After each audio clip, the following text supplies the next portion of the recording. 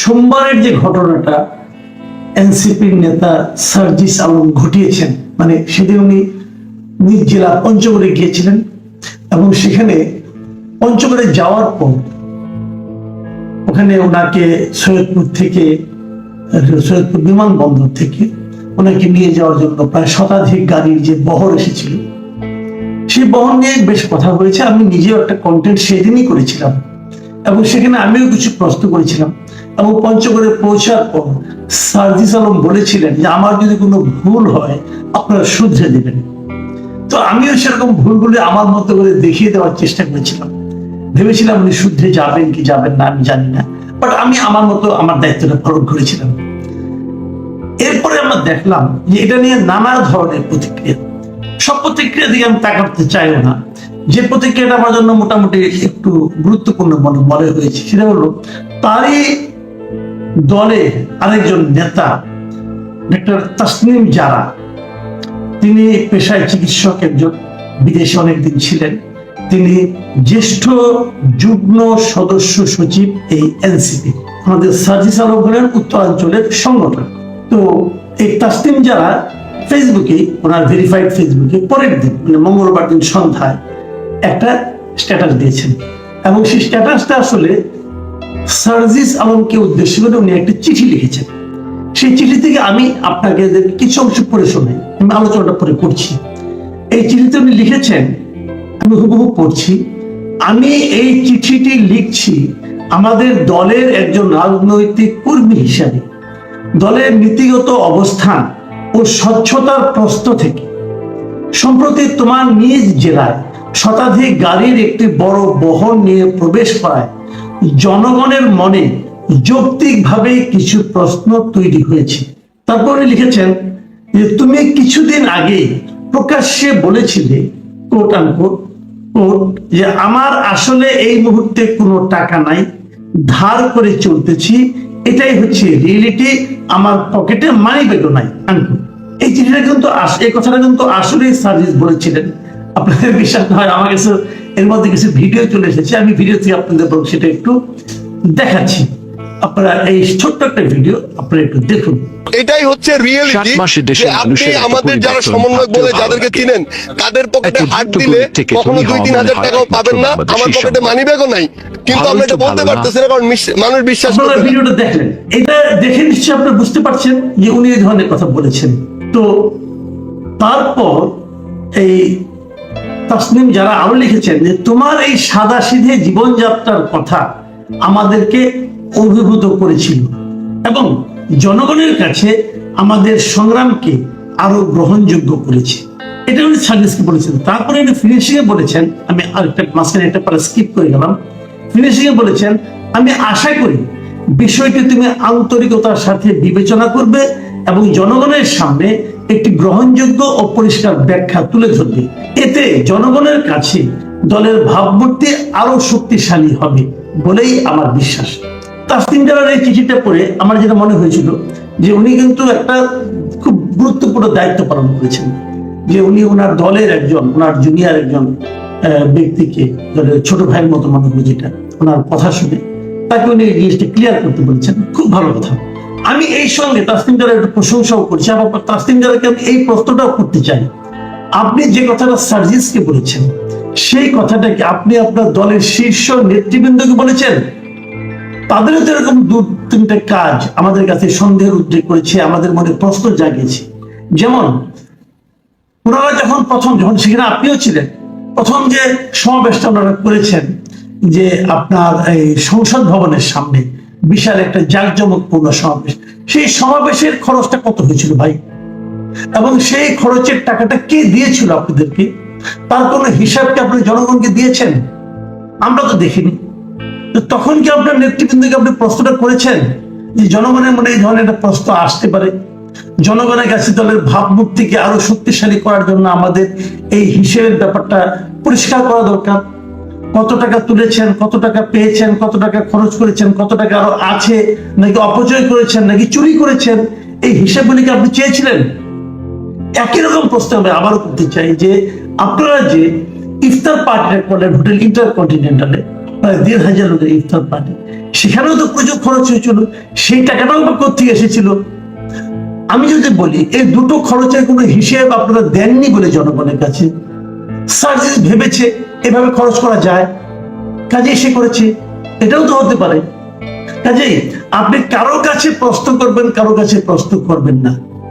কাউকে বলবেন যে তুমি ট্রান্সপারেন্ট হও এবং অন্য অনেককে বলবেন যে তোমার ট্রান্সপারেন্ট হওয়ার ব্যাপারে আপনার কোনো মাথা ব্যথা থাকবে না, সেটা কিন্তু ভাই হয় না। আপনি কখনো নীতিবান, কখনো হিপোক্রিট, এটা হয় না।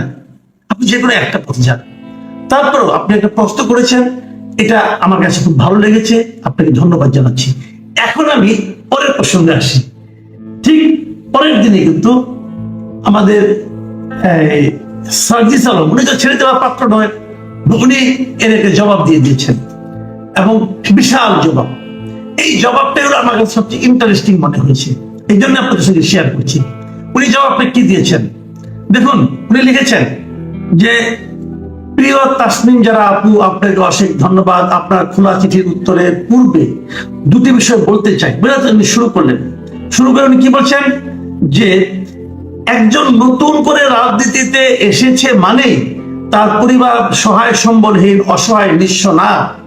তার মানে উনি এখন বলছেন যে ওনার পরিবার সহায় সম্বলহীন বা অথবা নিঃস্ব নয়। তাহলে ওনার পকেটে মানি ব্যাগও থাকে না কেন? উনি যে দুদিন আগে বলেছিলেন যে আমার পকেটে মানি ব্যাগও নাই।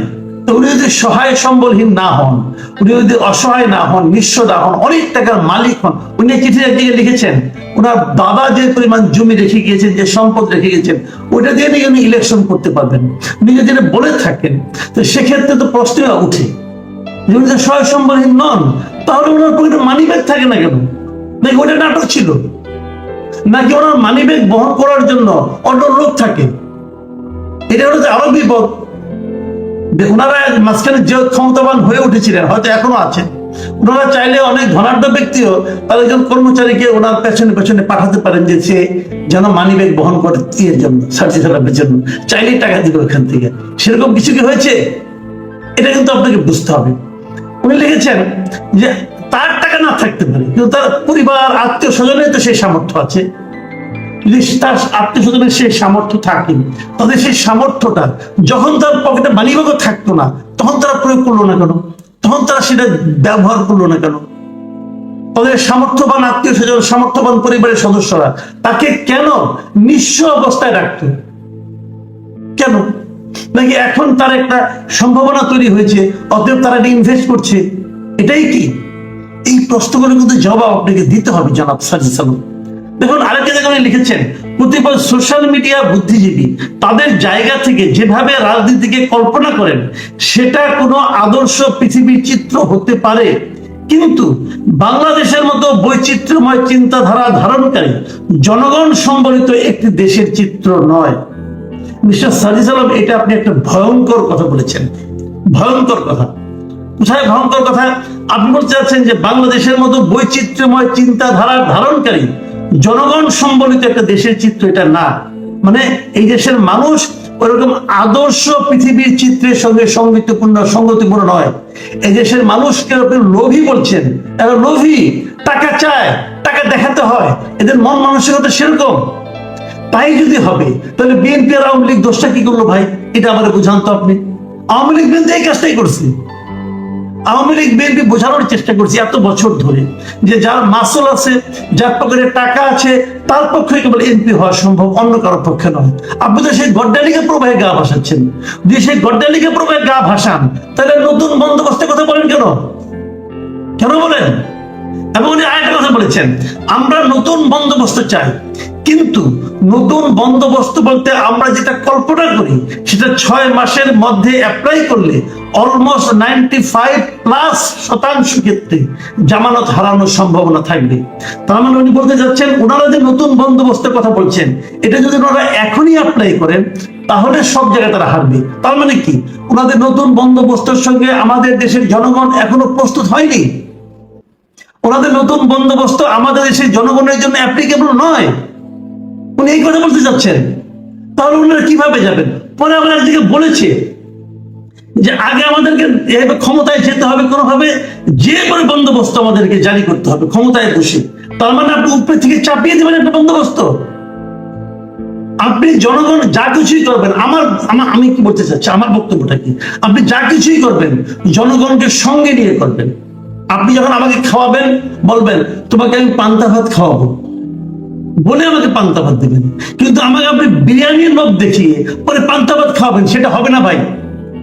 আপনি সেটা বলতে যাচ্ছেন যে আপনাদের নতুন বন্দোবস্তের সঙ্গে এই দেশের মানুষ এখনো প্রস্তুত হয়নি গ্রহণ করার জন্য, কাজে সেভাবে অগ্রসর হলে আমরা হারবো। কাজে আমরা পুরাতন বন্দোবস্তের মধ্যে থাকবো, থেকে ক্ষমতায় যাব, যে তারপরে নতুন বন্দোবস্ত চাপাইয়ে দেবো। ভাই পাইছেন নাকি? মগের মুলুক পাইছেন? পৃথিবীর কোথাও এটা হয় না। এবং যারা এটা করতে চায় তাদেরকে জনগণ ফ্যাসিবাদী শাসক হিসেবে বলে। আপনারা তো এক ফ্যাসিবাদীকে তাড়িয়েছেন, আপনি তো আরো বড় ফ্যাসিবাদী মনে হচ্ছে আমার কাছে। কি বলেন? আবার দেখেন কি লিখেছেন, আমি আরেকটা জায়গায় পড়ি, ফেসবুকের রাজনীতি আর মাঠের রাজনীতি এক নয়। আপনার প্রতিপক্ষের সাথে লড়াই করার জনবল এবং সামর্থ্য আপনার যদি না থাকে কিংবা আপনি দেখাতে না পারেন তাহলে মাঠের রাজনীতিতে দাঁড়ানো সম্ভব নয়। তারপর আবার লিখেছেন যে মানুষ স্বভাবতই ক্ষমতামুখী। কি ভয়ঙ্কর কথা রে ভাই! এই ছোট ছোট বাচ্চারা এগুলি কি শিখেছে, কি শিখেছে? আমি শুনলাম সার্জিস আলম নাকি প্রিলিমিনারিতে পাস করছে বিসিএস। ভাই আপনার উচিত ছিল প্রিলিমিনারিতে পাস করেছেন, এখন রিটার্ন পরীক্ষাটা দেন, ভাই যান, 5-7 বার ভাই ফেল মারেন, তারপরে আপনি কোনো একটা পাবেন, কোনো একটা প্রশাসনের কর্মকর্তা হতে পারবেন। আর এখানে আপনি মন্ত্রী হতে যাচ্ছেন, এত শর্টকাট পথে চলে গেছেন আপনারা। আপনাদের জন্য আমরা কি আশা করেছিলাম যে আপনারা হবেন নির্লোভ ব্যক্তি, আর এই আপনাদের নমুনা। তো এই যে কথাগুলি বললেন, এই কথাগুলির মানে আমি খুবই হতাশ হলাম ওনাদের কথা থেকে, যে এইগুলি কেন। আবার দেখেন চাঁদাবাজি সম্পর্কে কি বলছেন, যে আমরা তো অনেকেই চাঁদাবাজি, দখলদারিত্ব, মামলা বাণিজ্য, হয়রানি এসবের বিরুদ্ধে কথা বলতে বলতে মুখে ফেনা তুলে ফেললাম, কিন্তু এই অভ্যুত্থানেরই আরেকটি অংশ আবার ওই একই কাজগুলো করছে। আটকাতে পেরেছেন কি? সবচেয়ে গুরুত্বপূর্ণ বিষয় হচ্ছে তাদের বিরুদ্ধে আমরা আপনারা অনেকে কথাও বলতে পারছি না, আবার বললেও তারা সে কথাকে কানে নেয় না। তারা কানে নেয় না, ঠিক আছে, আপনি বলতে পারছেন না কেন? আপনি স্বৈরাচারী হাসিনার বিরুদ্ধে বলতে পারলেন, আপনি আপনাদের সহকর্মী যারা নাকি আন্দোলন করেছে তাদের চাঁদাবাজি অথবা অন্যায়ের বিরুদ্ধে বলতে পারছেন না কেন? তার মানে এখানে আপনি আপোষ করেছেন, এবং তারপর আবার বলছেন যে আপনাদের একটা অংশ যদি করছে, তা কারা করছে তাদের জনগণের সামনে এক্সপোজ করেন না কেন? কি বলতে চান আপনারা? আপনারা যা খুশি তাই করবেন, আর এই যে মানুষ সেটা মেনে নিবে? এত সোজা না রাজনীতি, এত সোজা না। নতুন কিছু করতে চাই, শব্দগুলো খুব সহজ, নতুন কিছু করতে চাই, 4টা মাত্র শব্দ, কিন্তু এটা বাস্তবায়ন করা 4 জীবনেও সম্ভব কিনা ভেবে দেখেন। অন্তত আপনাদের মতো মানুষের জন্য তো 100 জীবনেও সম্ভব না, যারা নাকি শুরুতে গড্ডালিকা প্রবাহে গা ভাসানোর জন্য উঠে পড়ে লাগে। আপনি হিসাব করে বলে দিচ্ছেন যে গাড়ি 50টা নাকি আপনার আত্মীয় স্বজন নিয়ে আসছে। ভাই আপনার আত্মীয় স্বজনের ঠিকুজি অলরেডি আমরা পেয়ে গেছি।